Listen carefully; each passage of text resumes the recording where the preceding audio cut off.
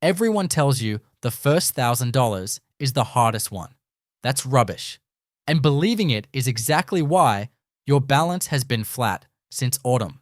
The first 1,000 is the easiest 1,000 you will ever save. You sold something. You cancelled a couple of subscriptions. You picked up a weekend of overtime. It worked, you felt good for a week, and then the number stopped moving, and you assumed you'd gone soft. You didn't go soft.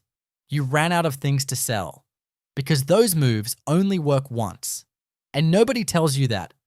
So you sit there at $1,200 thinking it's a discipline problem. It's not. It's a machinery problem. If you're stuck somewhere between 1,000 and 10,000, this channel is the boring middle bit of building wealth. Subscribe and give this a thumbs up if it helps. Alright, let's start with the uncomfortable truth. Your first 1,000 and your next 9,000 are not the same task. They're not even the same category. And it's not that one's bigger. They run on completely different fuel. 0 to 1,000 is a sprint. Every move that got you there was a one-time move, and every one of them is non-renewable. You can only sell the headphones once. You can only cancel the subscription once. There is no second weekend of the same overtime. 1,000 to 10,000 isn't a sprint at all. It's an engine. And you've been trying to sprint it. So let's do the maths you've been avoiding. Say you're putting away $150 a month. That's real money. Finder surveyed Australians last year and found around 37% of us, roughly 7.9 million people, don't have enough put aside to cover 3 months of essential living cost. So if you've got anything at all sitting there, you're already ahead of a big chunk of the country.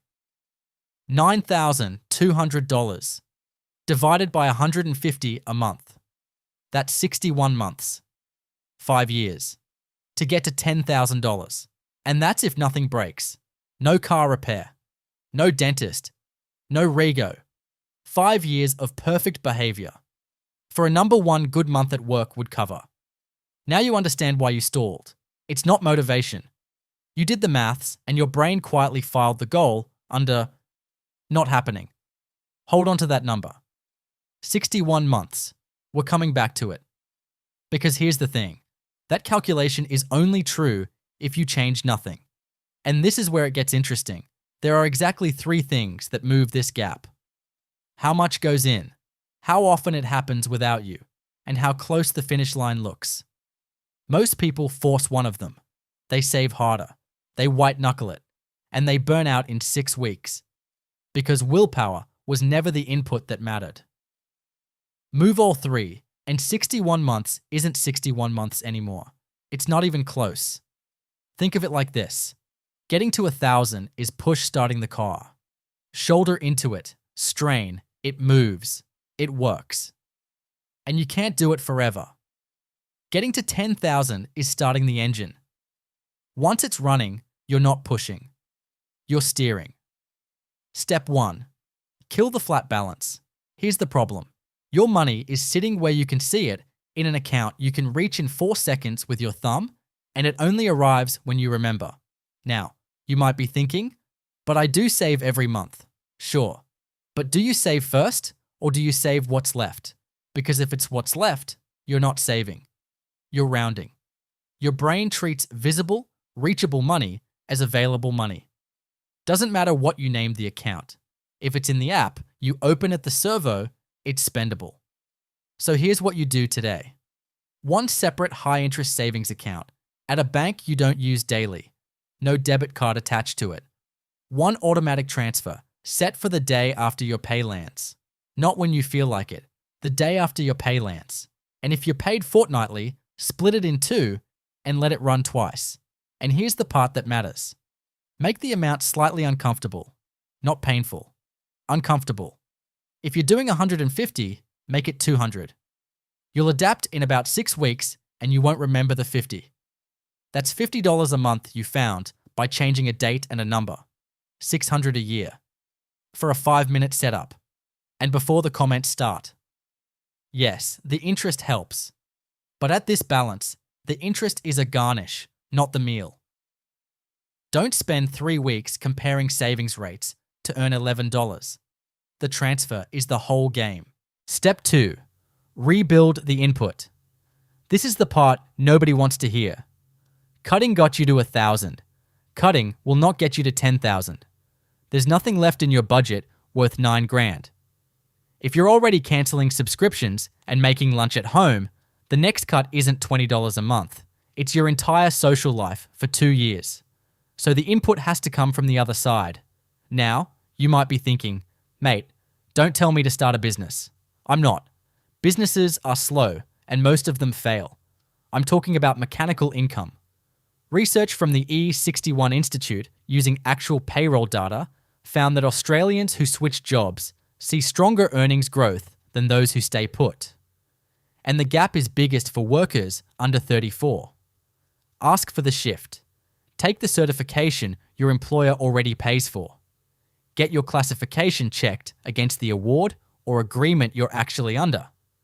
Have the pay conversation you've been avoiding since the last end of financial year review. One conversation, one switch, one skill. And here's the bit Australians get wrong. A $6,000 pay rise is not $500 a month. Once the tax office takes its cut, it's more like $340. That's still real. But quote yourself the number that actually lands in your account. Because that's the number that does the work. Because a $340 month isn't a $340 month. Half goes straight into the account you just set up before you ever see it, and it never stops arriving. That's renewable. That's the engine. But there's one more thing in your way, and it isn't money, it's your brain. Step 3. Stack the milestones. Psychologists call it the goal gradient effect. Your motivation scales with how close the finish line looks. The closer it feels, the harder you push. Here's what most people don't realize. That's exactly why the first 1,000 was easy. You could see it. 200, 400, 600. The bar was visibly filling. Your brain got a hit every week. 10,000, you can't see it. From $1,000 away, 10,000 isn't a finish line. It's a rumor. So your brain stops pushing. It's not a character flaw. It's the same wiring that got you the first 1,000. Now working against you. Which means the fix isn't more discipline. The fix is a closer finish line. 10,000 is not one goal. That's the mistake. It's 4 goals. And you've already proven you can hit this exact shape of goal because you did it once. Here's the ladder. 2,500, 5,000, 7,500, 10,000. Notice what those are. Roughly the same distance apart as 0 to 1,000. Same task. Same bar filling up. Now, you might be thinking, that's the same goal with extra steps. It's the same money. Yes, and it's completely different to your brain. Write the 4 numbers down. Notes app, whiteboard, back of a receipt, stuck on the fridge. Cross them off as you pass them, because you are never $9,000 away from anything. You are always one rung away. And when you hit 2,500, you do one thing. Not a celebration, not a purchase. You raise the transfer by $25. The ladder tightens as you climb it. So let's go back to that number. 61 months. Now run it with all 3 moving. Automation and the uncomfortable amount took you from 150 to 200. One mechanical income move added $340 a month after tax, and half of that goes in automatically. Another 170, and the ladder tightens the transfer at every rung. You're not saving 150 a month anymore. You're averaging a bit over 400 across the run. $9,200 at that rate. 23 months, not 61. 23. And here's what most people don't realize about that number. You didn't do anything heroic. You didn't start a business. You didn't day trade anything. You moved a transfer date, made one uncomfortable ask at work, and wrote 4 numbers on a piece of paper. 5 years became under 2. Now you might be thinking, that whole thing hinges on the pay rise, and I'm not getting one. Totally fair. So let's kill it. Take it out entirely. Just automation, the uncomfortable amount, and the ladder. You're averaging around $225 a month. 9,200 divided by that. 41 months, still not 5 years. And that's the worst case, where nothing goes right and nobody gives you anything. Still 20 months better than where you started. Let me tell you about someone I'll call Dan. Dan hit $1,000 and then sat there for 14 months. He'd check the app, feel a flicker of shame, and close it. He told himself he'd get serious when he earned more. Then he did 3 things in 1 week. Opened a savings account at a bank he never uses. Set $200 to move the day after his pay landed. Wrote 4 numbers on a sticky note. And look, I'm going to be slightly frustrated for a second because I need you to hear this. He didn't earn more that week. He didn't get lucky. He could have done all 3 of those things 14 months earlier. He just believed the finish line was too far to walk toward. He crossed 2,500 in month 4, 5,000 in month 9. When he passed 10,000, he told me the strangest part wasn't the money. It was that he'd stopped checking the app out of habit. He already knew what it said. He wasn't hoping anymore. He was running a system.